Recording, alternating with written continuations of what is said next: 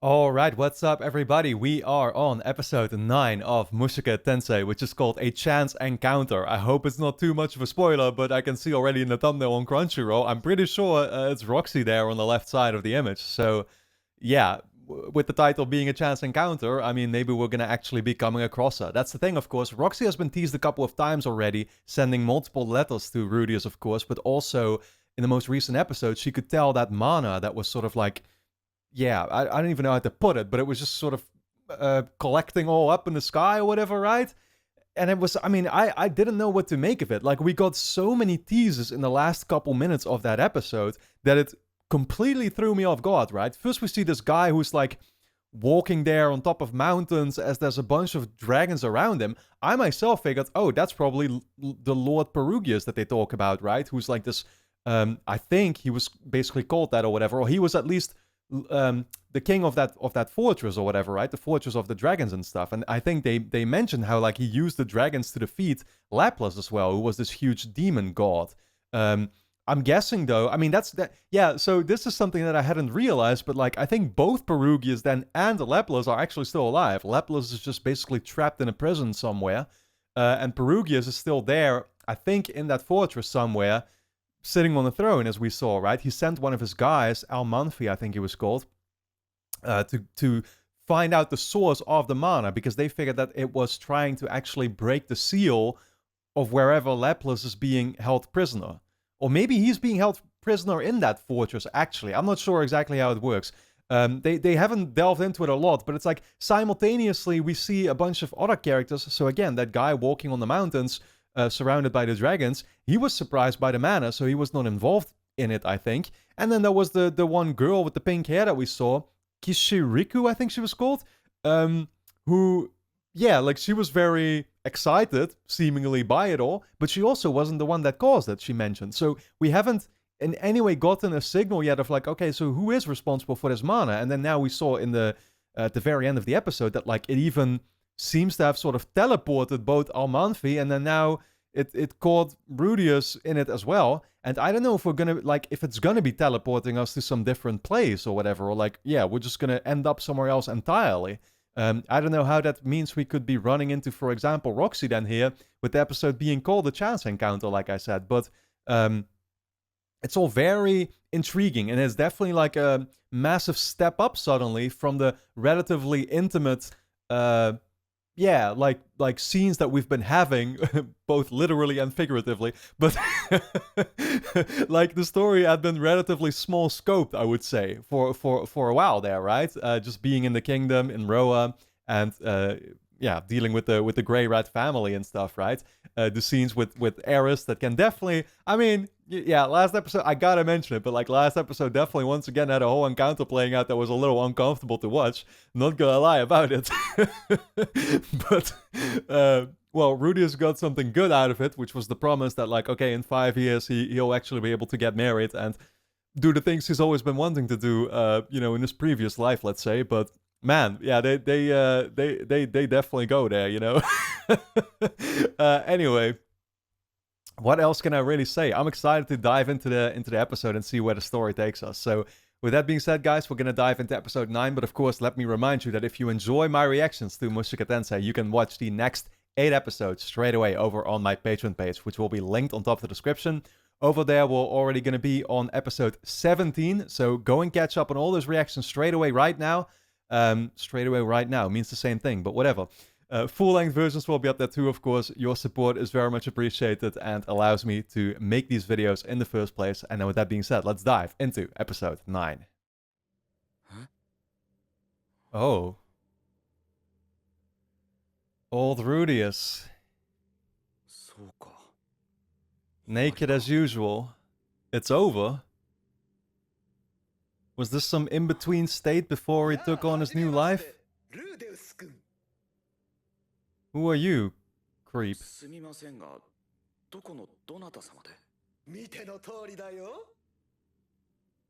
Just what I look like. You look like a fucking weirdo.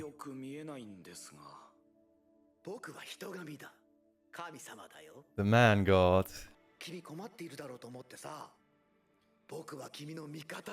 Oh, like, I'm gonna give you this opportunity, or...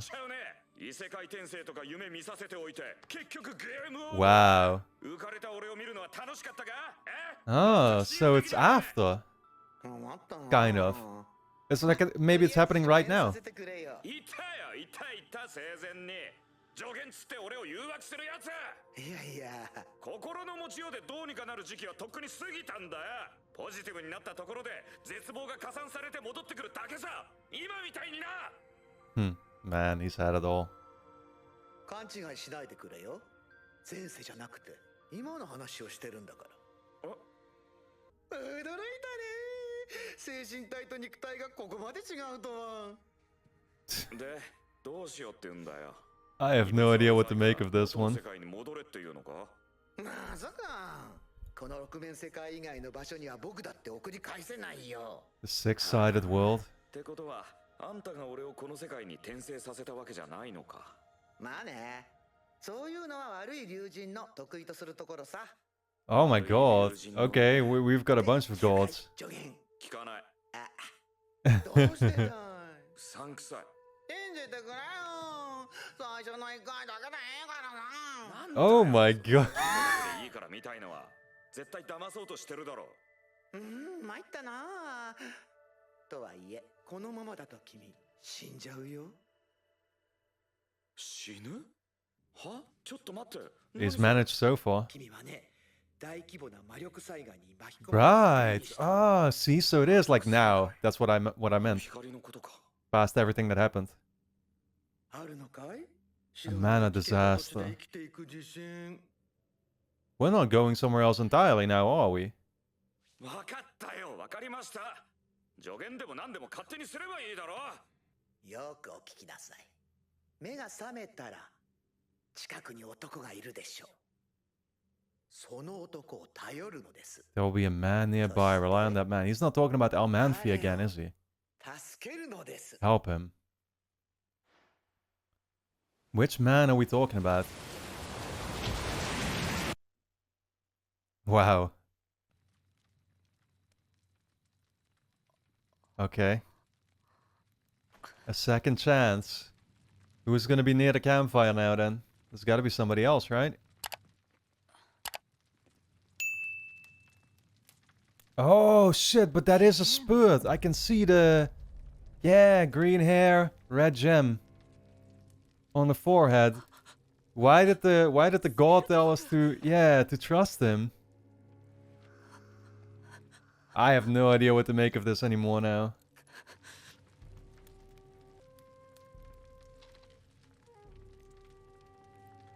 He looks a little bit in a weird way like Paul, actually.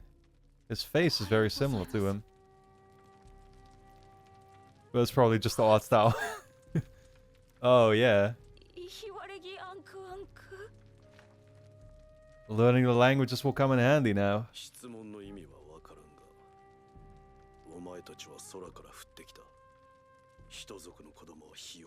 Fell from the sky.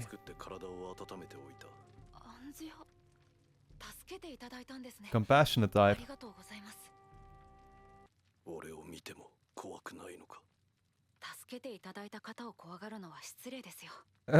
I mean, he was frightened for a little bit there, though. 不思議な子供だな。僕はルーデウス・グレイラットです。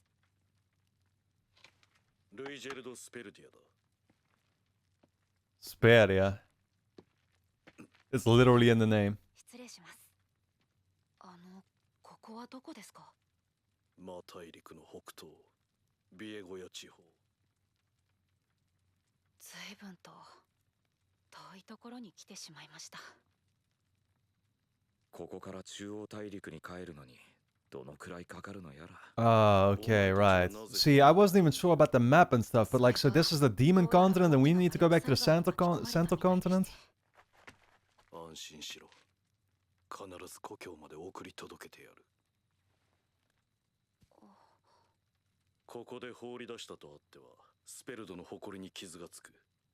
I mean, it seems like it's plenty damaged already in other parts of the world. Yeah, exactly.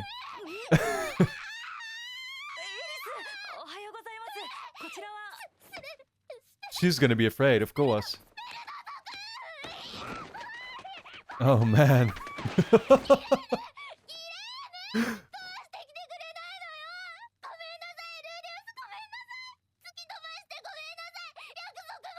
No need to preemptively apologize. Just relax. What is she apologizing for, though?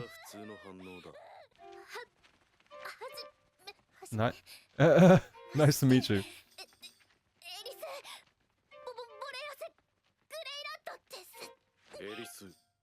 Boreas great. Okay, okay. Getting mad a little bit. Getting her personality back.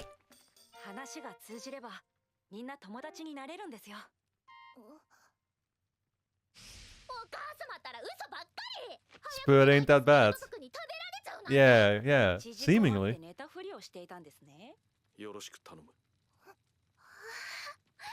I think it was Roxy who shared the story the first time about the SUPERD, right? Interesting how they don't seem that bad at all.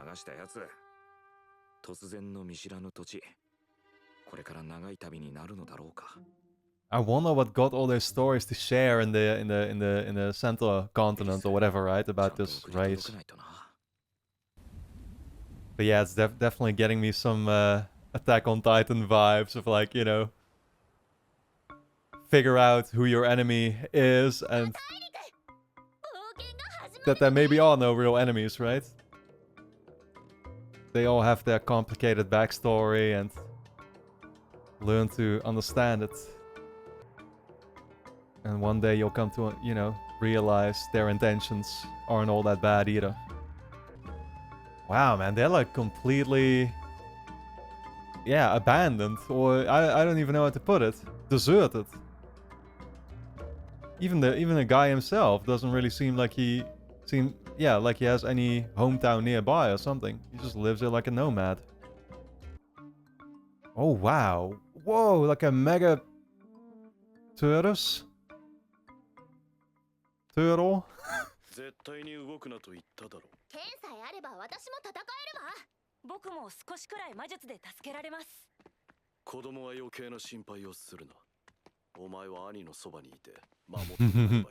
Big brother. That's a future husband.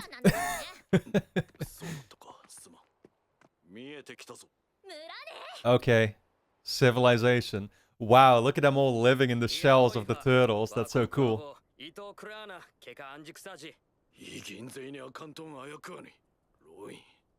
Oh. That's not a SUPERD. It's just a blue-haired person.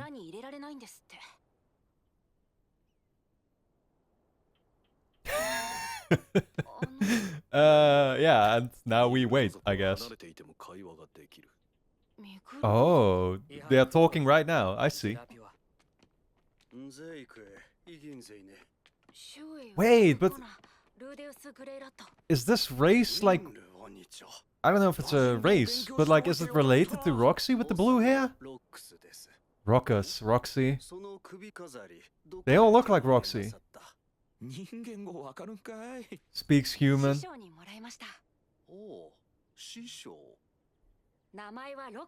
There we go, there we go. See? What'd I tell you? His sister? Oh, daughter. Wow. Yeah, I even mentioned how Roxy was the one talking about the SUPERD and stuff, right? So she has this bad relationship with them. Which is interesting, because these guys here are just dealing with SUPERD.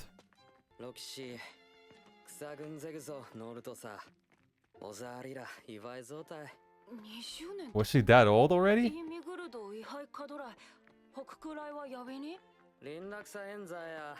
Okay, different aging process as well, I assume. 46? Oh, well, I guessed that pretty accurately, man. Yeah, you do not want to know about her situation. That's one way to put it.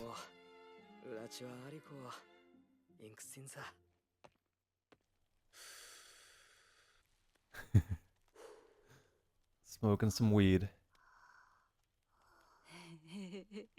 仲が Don't get よろしいです any な damn ideas in here, my guy. ついていってどうするつもりかね。どうもこうもない。俺が二人を守り。 Okay, see, the guy doesn't really trust him. お主、町に入れんじゃん。 Can't enter cities. Bad reputation. 何かあれば二人を救う。そこにいる奴らを皆殺しにしてでも。しかしその強引さでお主の目的は達成できるのかな。その目的というのは何なんですか？ルイジェルド殿にはスペルド族の Yeah, yeah, yeah. I mean, that's what I mean. Like, he seems to have good intentions at heart. Well, maybe the Spur did do a lot wrong. 無理そうだ。ロキシーにも忠告された。 He seems different, スペル though. ド族への恐怖はおそらくこの世界 Yeah, に存在してい exactly, るんだ。 exactly. エリスがあんなに怯えるほどに。でもスペルド族が戦争で敵味方区別なく襲ったというのは本当のことなんですよね。What, did they, like, help out Laplace too? Were they involved with that? あれはラプラスの陰謀だ。 Oh, man, look at his face.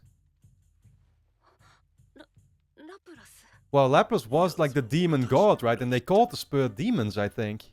戦争中、俺たちは奴から槍を与えられた。 Probably promised them a lot. 槍はスペルド族の魂。それを捨てて他の槍を使うことはできないという者もいた。 Were they... Was there something with them? 400年前の戦争。魔族を統一し、人族から権利を勝ち取った英雄ラプラス。配下として共に戦ったスペルド族。与えられた栄誉の槍をルイジェルドたちは。 Yeah, but I guess he was just using them for his そ own の槍は強力だった。 purpose. しかし As minions 異変が起き始めた。 began to change. Is that how they got the いつからか敵 forehead 味方関係 crystal なく eye? 周囲の者たちを襲い出すようになったのだ。 Oh. 誰も疑問に思わなかった。誰もその変化に気づかなか They った。 started fighting each other, literally? やがて They were all seeing each other as 俺た enemies? ちは目に見えるものすべてを Yeah. 殺すようになった。そして最後には親を殺し、 Man. 妻を殺し、兄弟を殺し、己の子供を刺し殺した。この槍は俺を呪いから救い出すために命を投げ出した息子の魂だ。 Yeah, there's a lot of hurt there. 戦士たちの長として俺がそれをなくさなければならない。 400年。ずっと一人ぼっちだったのだろうか。無念だったのだろうか。やるせなかったのだろうか。 That makes his own life seem like chump change. 後悔か。わかりました。 Yeah, he relates to 人 that 族の子供 on の a very 親子に fundamental level. 変化があるかもしれません。お手伝いします。約束しましょう。できる限りのことはすると。 Recognizes himself in his story. ああ That's really cool. ウクレイクはシュアンゼリー、音族に ウェイバギ Oh, see, that's who I confused for Roxy, but it's her mom. In the thumbnail, that's who they showed. デュリクロキシーソガエグザーラいわいふえ、うこうこ、サクソソクドルオサ Father-in-law. No. 木浴びて感謝いたしますわ。フレイクレイクセイサ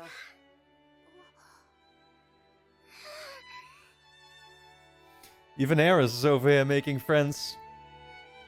Starting to become a little kinder. It's nice to see sort of the character development in her as well, you know? It's not just Rudius. 町の外では守ってもらい、中では助ける。 Haha. ギブアンドテイクだ。 Yep. Well, that's what a real friendship is. ルイジェルドさん、これからもよろしくお願いします。あ Man. Here we go again with one of those, this was really nice, endings to an episode. Alright guys, don't forget to subscribe to the channel, hit the notification bell, and of course the next 8 episodes will be available straight away over on Patreon, which is linked on top of the description. Go and check it out. Well, I guess for as strange of a vibe as the human god in the beginning of the episode was giving off, he was correct in saying that he had the right intentions, I think, for Rudius at heart, right? Like, he told him, help out that man that you're going to be basically waking up next to, right? And yeah, I think that was seemingly well-intended advice. You know, like, clearly, Ruijerd, I think he was called, very weird name and hard to pronounce, but like, I mean, he's somebody with a lot of hurt on the inside, right? And he starts talking about his whole tribe, the tribe of SUPERD or whatever, right? That was teased all that time from the very start of the show as like, okay, look out for these kinds of people, right? Because they're purely evil. And yeah, that's why I at first when I saw him, I'm like, oh shit, he's a SUPERD, right? And it's cool how Rudius wasn't. It's of course also I think has to do with the fact that like he still feels like an outsider in this universe or in this world, even if he's technically grown up in it the same way that Eris has. Eris was immediately afraid when she saw him, right? But Eris only knows this world, and Rudius is a little bit more open-minded, I think, in like not immediately going with his gut feeling as much because he knows that well, I think it's just through the experiences that he's had, he knows to be like that, and he was not scared of him in the really that much. Even if at first, of course, he also very much recognized that, like, yeah, the guy is a SUPERD. But then they talk about their backstory, right, and the way that basically the SUPERD race, I guess, was kind of just tricked into accepting these spears and helping out at Laplace, and basically coming to regret it in the end. Well, I mean, I think for too many people, they were just sort of too far gone to even regret it, probably. They just became mindless as a result, right? And yeah, that reminds me, actually, I still don't quite understand what role Ruijerd himself played in all of that then, because he still had one of these spears, right, that he mentioned of like, oh yeah, it's like a reminder of my son, I think he said.